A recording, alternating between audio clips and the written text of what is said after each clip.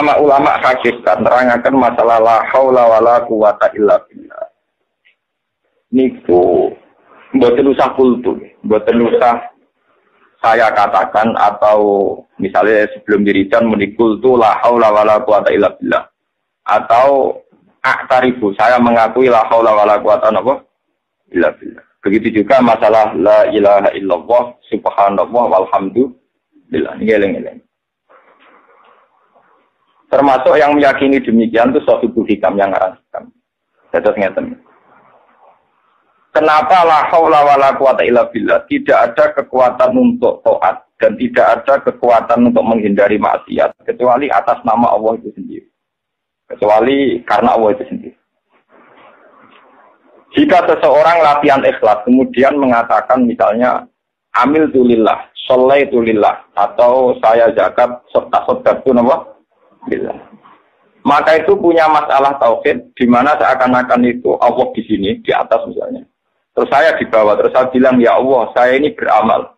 Kemudian amal saya peruntukkan engkau. Berarti ada hamba di bawah yaitu amil itu, sholat itu, ya, tasod. Ya Allah saya sedekah. Kemudian sedekah saya ini saya kasihkan engkau demi engkau. Berarti di sini ada rivalitas wujud, yaitu wujudnya Allah itu sendiri dan wujud kamu sing sok suci, sok sedekah. Dan itu melukai tauhid. Karena kamu sadar wujud kamu sadar amal kamu BR terhadap prestasi kamu. Sehingga sirinya kenapa Nabi itu tidak pernah mengajarkan usabbihu subhanallah atau hamidtu alhamdulillah. Tapi semua wiridan tidak usah dimulai gitu langsung subhanallah, subhanallah, alhamdulillah. Mulanya sampean ra usah anut kitab-kitab sing nerangno subhanallah usabbihu subhanallah. Niku papan bawah niku sing nafsiri ngoten niku itu buatan kelas. Sing aran wong fikih. Artinya orang-orang yang cara pandang masih kelas fikih. Itu dilawan total oleh para ulama hakikat. Kalau baleni malah ini. Ketika kamu mengatakan sholaitu lillah, saya sholat karena Allah, saya zakat karena Allah, saya puasa karena Allah. Itu kan seakan-akan ada saya yang juga wujud, kemudian ada Allah yang juga wujud. Saya yang beramal, kemudian amal ini saya peruntukkan Allah. Saya ulang lagi, itu menurut orang ilmu hakikat dianggap masih melukai tauhid karena ada rivalitas wujud, yaitu wujud kamu dan wujudnya Allah. Sebab itu kata ulama-ulama hakikat, sebab itu la haula wala quwata ora illa lillah tapi illah. Kalau illa lillah nanti jadinya kan ada kekuatan ibadah yang dilakukan hamba, kemudian lillah demi Allah. Tapi kalau billah kan tidak begitu, tidak ada kekuatan apapun kecuali atas nama Allah. Berarti begini logikanya. Ya Allah, engkau menjadikan saya sholat, engkau menjadikan saya berzakat, engkau menjadikan saya berhaji. Dan semua kejadian ini karena engkau, karena kekuatan engkau, karena hidayat engkau. Dan kemudian menurut aturan engkau, ya memang dari engkau, ya milik engkau. Jadi itu lebih membunuh syirik, membunuh riya, membunuh ujub. Jadi kemana itu lebih efektif untuk memantapkan apa? Tauhid. Ya coba misalnya dari awal keluarga ada duit tak juta. Dari awal saya menganggap ini uang Tuhan. Saya bisa zakat juga yakin itu hadiah Tuhan, hidayat Tuhan. Kemudian saya yakin Tuhan pula yang punya uang ini yang memerintahkan saya sedekah.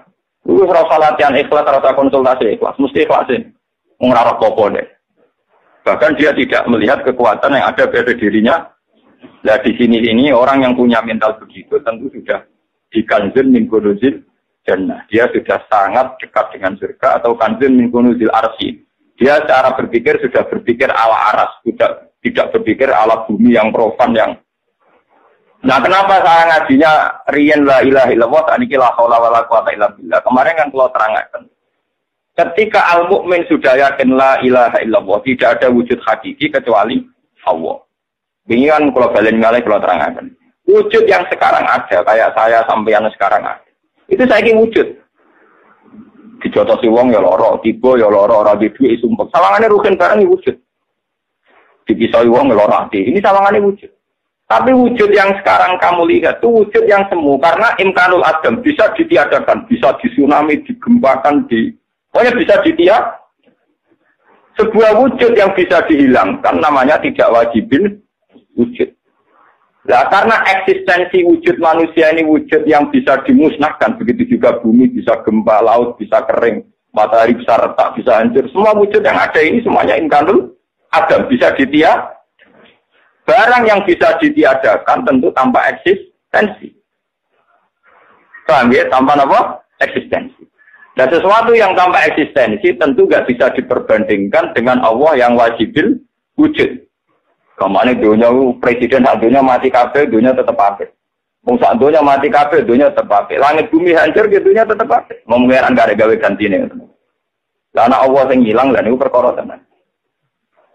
Mana kalau nu ape mati, cara mati tetap senang. Kalau buatin khawatir sih khotimah berat. Kalau cara ape mati, es khawatir. Bisa berpengiran itu jenengan buatin apa no?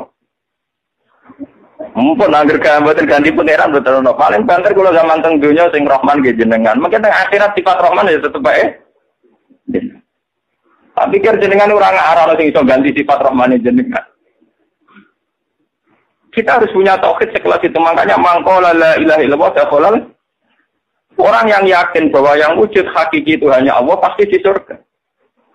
Yang menjadikan kita sampai mati nangis itu mesti ke wujud temloro ya Allah baik kowe. Kowe mbok pikirno nasib Gusti kula ning swarga tan neraka kaya apa larane kula nak ning neraka.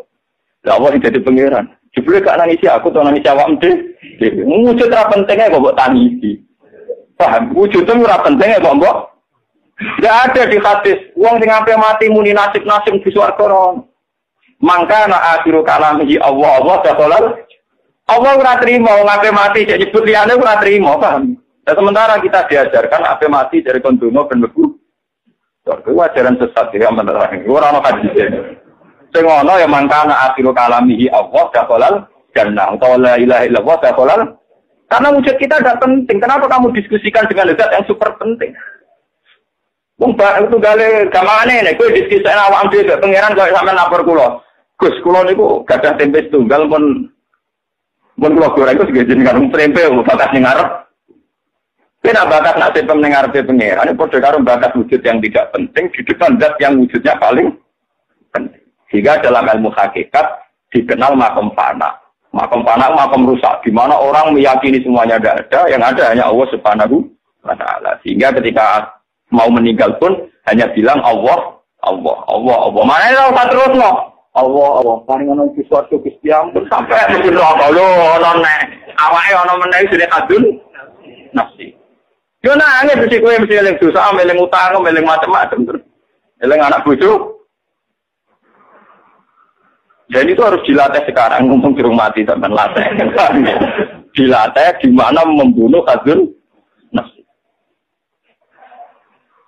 Paham ya? Ya itu tadi, pertama dilatih pakai hujah ilmiah, ya. Pakai hujah apa? Ilmiah. Bahwa wujud yang sekarang kita saksikan adalah wujud yang bisa dimusnahkan. Itu cara bahasa Arab, jadi imkanul adam, bisa dimusnahkan. Lah yang sekarang kamu vonis tidak ada, misalnya cucu kita, sekarang kan belum ada. Itu imkanul wujud. Berarti anak cucu kita yang sekarang belum ada, cucu kita misalnya. Itu kan sekarang adam, tapi imkanul wujud. Yang sekarang ada kayak kita bisa dimusnahkan. Kalau begitu saat Adam juga Adam yang tidak hakiki. Saat wujud ya tidak wujud yang gampangannya ratau benar. Semuanya serba semu. Tentu barang yang semu eksistensinya tidak bisa diperbandingkan dengan zat yang wajibil wujud. Dan ini rumah tenan. Lah nak ngoten ketika sampean beribadah, saya sholat, saya zakat, saya sedekah. Itu kurang baik. Karena ada saya, ada Allah. Makanya tidak sebaiknya tidak sholaitu lillah, tapi sholaitu billah.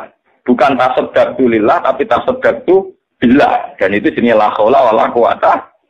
Niku cara ilmu hadis. Kan kula belani malih niku cara ilmu hadis. Nak cara ilmu fikih, cara ilmu syariat biasa. Yes. Kula sedekah karena Allah Taala. Kula sedekah karena senajan to diguyu-guyu pangeran tapi niku dibener cara tarik. Mana cara hikam nak ngenyak-ngeten. Fate fatat tubul ajra mimman huwa muhdihi ilaika. Akalmu ning ndi. Jadi gamane ngeten. Sale ruhe ning kere. Kan kowe kere, dia Gus kula kere. Kita tak dhuwit 2 juta. Dagangno. Nak berarti pek kowe. Kula baleni. Kan kowe kere, nggih kere karuan kere Gus. Foto kata kono. Kowe tak dhuwit 2 juta ben dagang. Ngono abadi pek kowe.